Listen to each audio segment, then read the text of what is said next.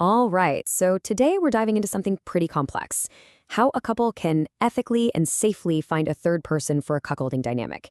And look, this is way more than just exploring a fantasy, right? We're talking about building a real, practical, and super responsible roadmap for a real-life experience. And I want to set the tone with this quote right from the jump. The whole process, it's a huge stress test. But it can also be this incredibly powerful bonding experience. And that's the key, isn't it? Success here isn't about what happens in the bedroom. It's about all the work that comes before it, the prep, the brutal honesty, and making sure all three people are safe. Because this journey will either blow up existing problems or make your bond rock solid. So here's our game plan. We've got a 5-part roadmap to walk you through this. We'll start with the internal work, then jump into the digital search, the art of vetting, how to meet safely, and wrap it all up with the crucial role of aftercare. Let's get into it. Okay, part 1, the internal blueprint. Seriously, think of this as the foundation of the entire house you're trying to build. Because if there's one thing all the research screams, it's this. Any little crack in your relationship is going to get way, way bigger when you bring someone else in. This is where the real work starts. So step 1 is all about creating a space for what's called radical honesty. And that means really digging into the why. Why do you want this? Is this a shared fantasy that genuinely excites both of you? Or, and you gotta be honest here, is one person kind of feeling pressured? Getting this right, having that open dialogue, it is the absolute bedrock. You can't build anything without it. Now, during these honest talks, you're gonna bump into 2 big emotions. The first is this really cool concept called compersion. It's that genuine joy you get from seeing your partner happy with someone else. But, and this is just as important, we have to talk about its flip side, jealousy. Let's just normalize this right now. Feeling jealous doesn't mean you're failing. It's human. The trick is to understand it and manage it, not pretend it doesn't exist. And you have to know there are 2 very different kinds of jealousy. First, there's distress jealousy. That's the real, painful, gut punch feeling that tells you an insecurity's been hit or a boundary's been crossed. That's a stop sign. But then there's erotic jealousy, sometimes called cuck angst. And for a lot of people, that's part of the fun. It's the desired, consensual torment that adds to the charge. Being able to tell the difference between these 2, honestly, it might be the single most important emotional skill you can learn to keep things safe and fun. So how do you make all this real? You formalize it. You create a couples contract. And listen, this isn't about being bureaucratic or anything. It's a diagnostic tool. It's a stress test. If you 2 can't calmly talk through and agree on these 5 key points, emotional boundaries, health rules, logistics, veto power, and aftercare, that's a huge red flag. It's a sign that your communication might not be ready for the pressure cooker of a real-life encounter. All right, let's move on to part 2, navigating the digital search. So you've done the internal work, you've built that foundation. Now it's time to actually start looking. And how you do this, the platform you pick, the profile you write, these are your very first and maybe your most powerful filters. Look, where you search is a huge strategic decision. You've got options like Field, which is literally built for ethically non-monogamous folks with cool features like linked profiles. The key takeaway here is that using a platform where people already get it dramatically increases your chances of finding someone who understands the etiquette and ethics from day one. It just saves you so much time and headache. And your profile itself, it's a massive filter. Just look at the difference here.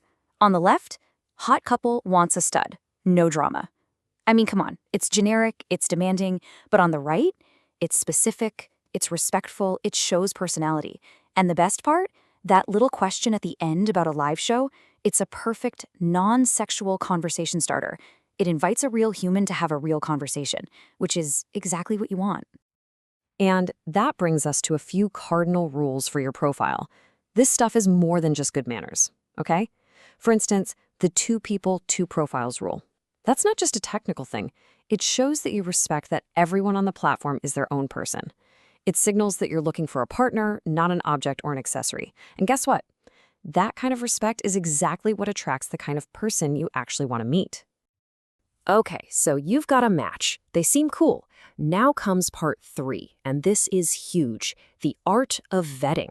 And let's be super clear, this isn't some kind of police interrogation. It's a conversation.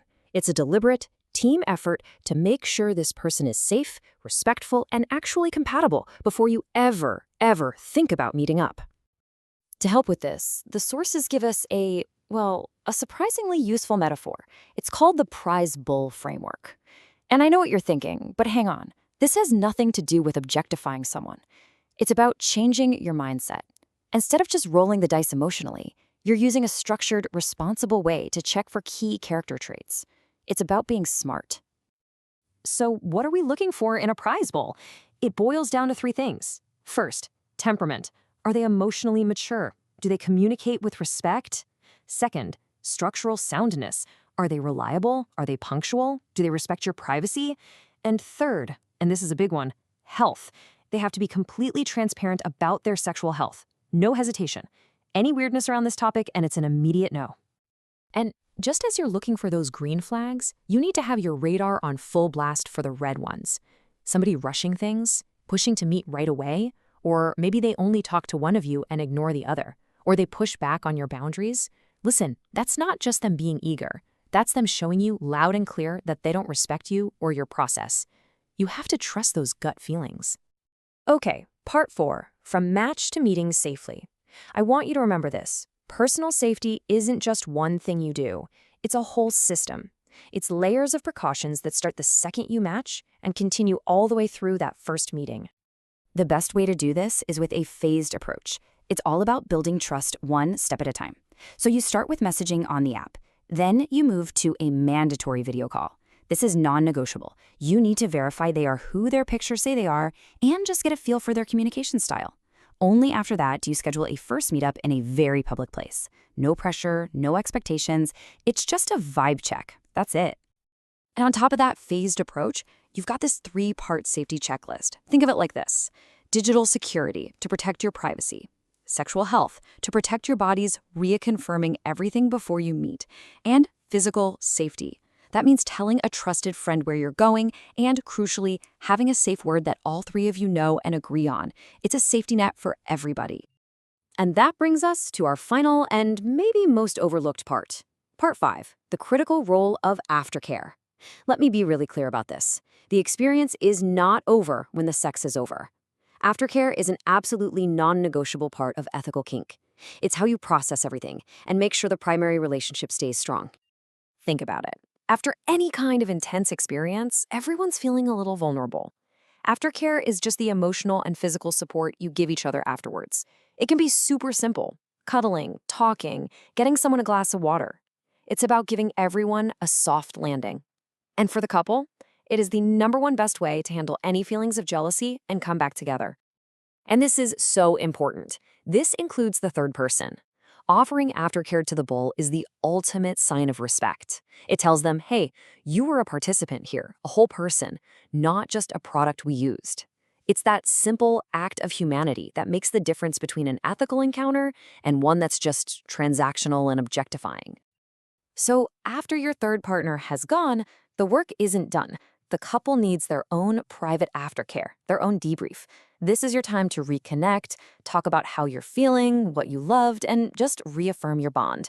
It's this little ritual that makes it clear that this whole adventure was in service of your relationship, to make it stronger, not to threaten it. And that really brings us full circle, doesn't it? The real goal here isn't actually about finding a third. When you do it with this much care, with this much intention, the journey itself becomes the prize. All that honesty, all that communication, all that planning, that's what can bring you closer than ever before. So I'll leave you with this question. What does success in this journey really look like for you?